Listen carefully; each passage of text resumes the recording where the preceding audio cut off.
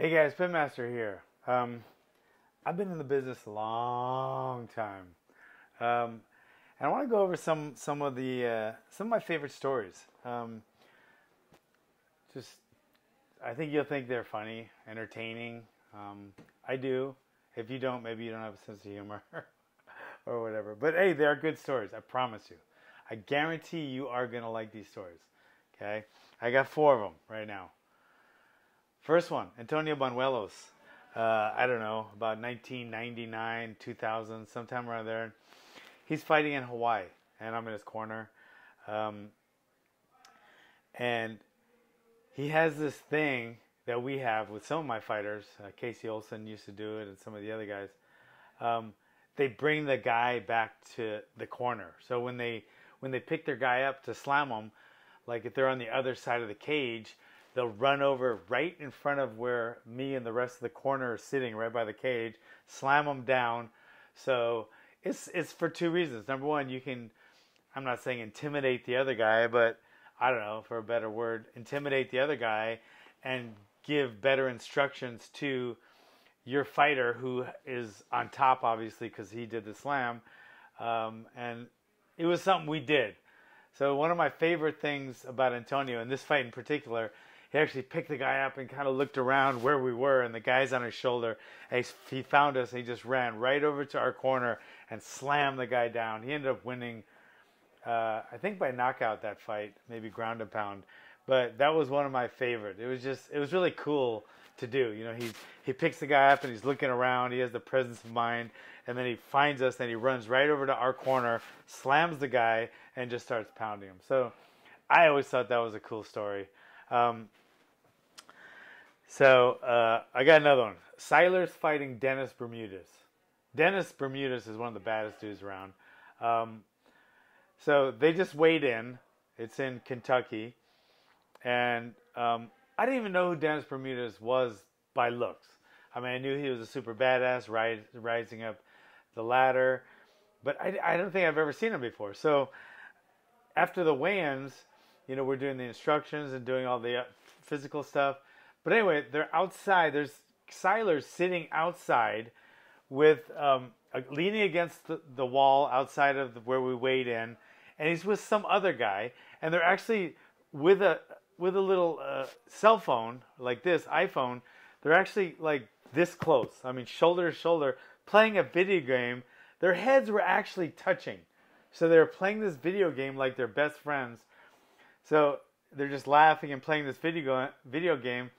So I went up to him. I was like, "Hey, Siler, we gotta start getting ready, man. We got to get back to the hotel. And who's your friend?" He goes, "Oh, this is my opponent, coach. This is Dennis Bermudez. You guys are gonna fight tomorrow, right? You know that, right?" They were actually the night before they fought. They were actually sitting, like next to each other with their heads touching, playing a video game on a screen this size, and playing together, laughing and joking. So you'd think the fight, you know, they wouldn't want to hit each other because they obviously are great friends, which they weren't. But for some reason, they had some kind of weird connection. So maybe that's going to be a bad fight because these guys like each other. I don't know if you guys saw Steven Siler fight Dennis Bermudez. It was a war. I mean, it was a bloody, slug-out war. These guys fought like they hated each other. The night before that, they were playing a video game on a iPhone, laughing and joking like they were best friends at a slumber party. And guess what? After they beat the shit out of each other, which was a really close fight, I think it was like fight of the night, they were playing again in the dressing room after the fight, like they were best friends. Like they didn't just beat the shit out of each other. I love that story. That's one of my favorite stories that to me just encompasses and just shows what great warriors and what great spirit these guys have. I don't think you're going to find that in too many other combat sports. I don't think boxing, they're going to do that. I don't think boxing and kickboxing as a whole, I'm sure there are some, but have the same martial art warrior spirit like MMA fighters, where they respect their opponent and they, it was great to see, and I love that fight. Siler was so cool before all his fights. You never would think he's going to fight, but to me, that took the cake. It was one of my favorite stories ever. Siler against Dennis Bermudez. Great fight, but it was them playing the video game like best friends. That was the story. Okay, so that's the story. Okay, now I got a Glover story that's pretty funny. Glover Teixeira. All my fighters know that I'm more nervous than they are going into the fight, because I am like a mother hen and I worry about every little thing, and mainly them getting hurt or them getting their feelings hurt by losing the fight. I hate that. And they know that. All my fighters know what a wreck I am. So, and they usually, in the dressing room, they're usually saying, okay, John, it's going to be okay. It's okay. I'm fine. So it's really pathetic. But anyway, so we're walking out to the cage, Bert gives us we're rolling. So we start walking through the hallways, and it's a big thing. If you've ever watched the UFC, you see the fighter in this camp walking out towards the cage, and it's a big ordeal. So we're walking out. I'm right behind Glover, trying to give him words of encouragement and strategy and stuff. And then they stop you, for the camera. So they'll stop you, then you go, stop, go.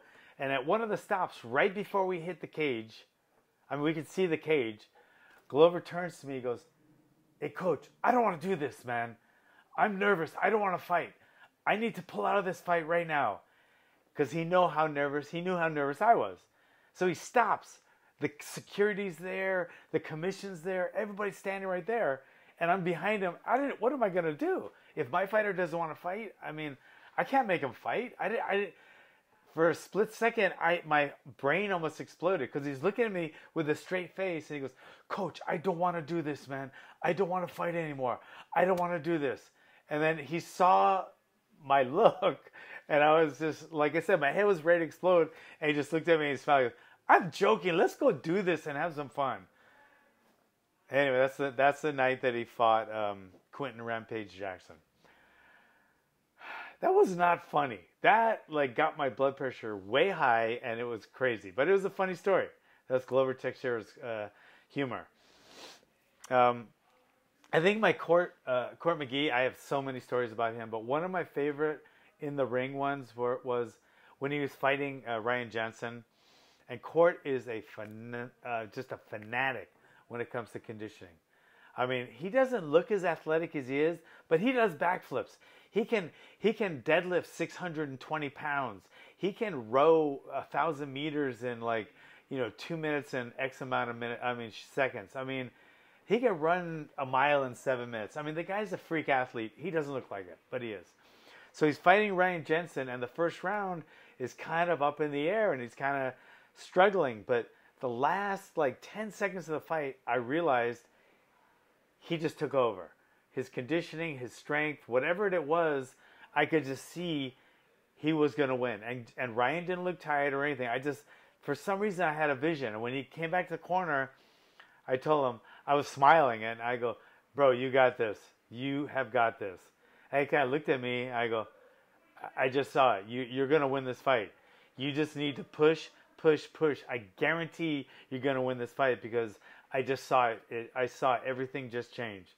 And I don't think anyone else did. And I really didn't objectively, but I did subjectively. So he looked at me and he was really happy. He goes, all right.